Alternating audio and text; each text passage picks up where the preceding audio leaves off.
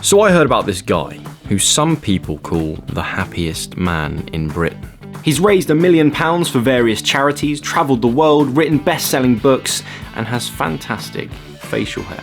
His name is Danny Bent, and I needed to talk to him. I wanted to understand how his mind works and how we can apply his 3 key principles for a happy life. For me personally, I feel that happiness is...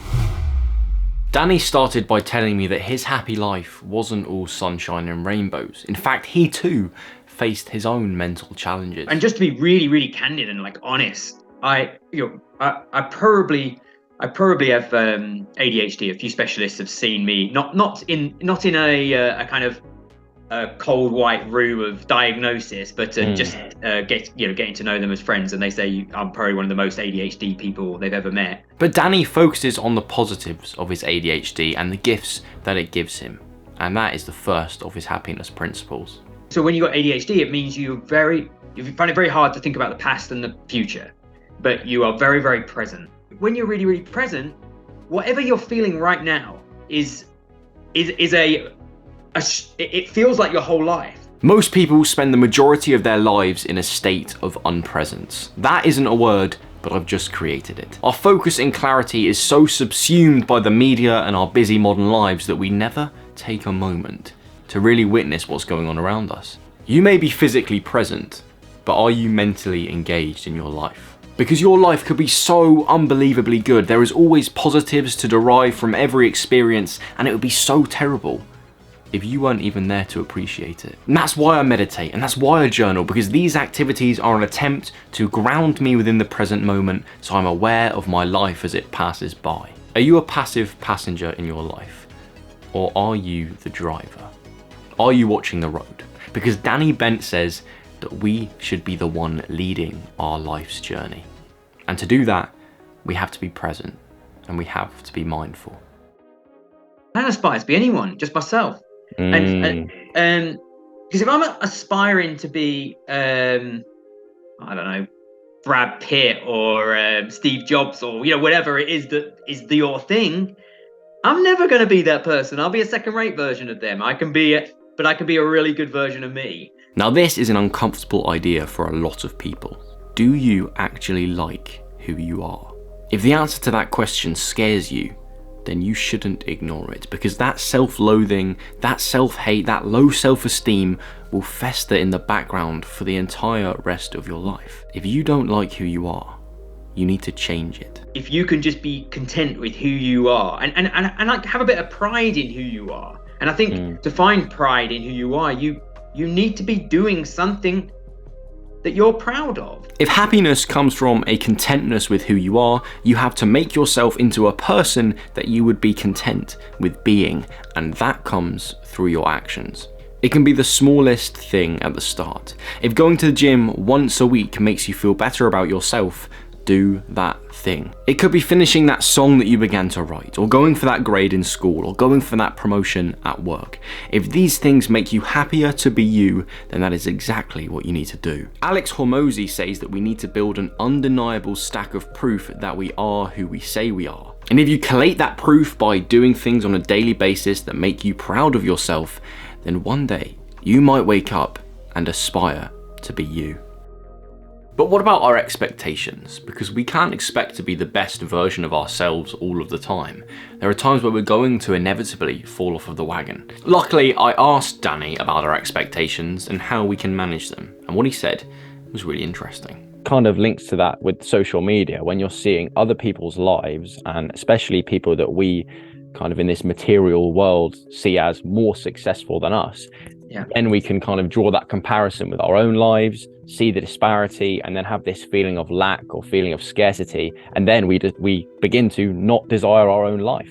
So a quote that I really like and that I like to remind myself of is that happiness is where you want what you already have. And every time I hear that, it reminds me to be like, gratitude is probably the number one priority in terms of appreciating what's going on around. So would you agree with that quote? And does that kind of resonate with you also?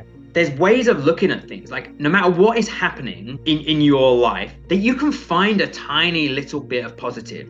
And if you can just hang on to that it can completely transform a story in your own brain. And that is such a profound lesson. In life, you have to use your expectations and your own perceptions to put a positive spin on what happens. If you look for what's good and have an expectation that things in your life will go at least okay, then you'll find more positive things in your life, and also that things go okay. And in fact, more often than not, they go better than okay. We have a responsibility to manage the way that we think and approach our lives, no matter what our circumstances may be. And if you manage your expectations, then you increase the chance that you'll find happiness along the way. But there is an instance where these 3 happiness principles may not work. Here I'm thinking about the people that are genuinely struggling deeply, those whose mental health is on the floor, at rock bottom. Sometimes in these situations what you really need is professional help. But I asked Danny what advice he would give to someone who is at complete rock bottom in terms of their mental health, and to try and give them a path and a way out of that despair. But when you are in that same cyclone where it's in a negative place, I think the thing you have to do is change that pattern. That requires 2 things.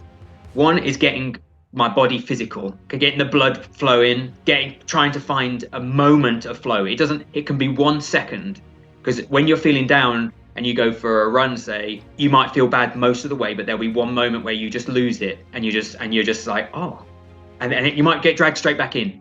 But that one moment teaches you and your mind that you can come out of it. You've come out of it for 1 second. So the first thing would be to move my body. That's for me. That's the thing I would choose.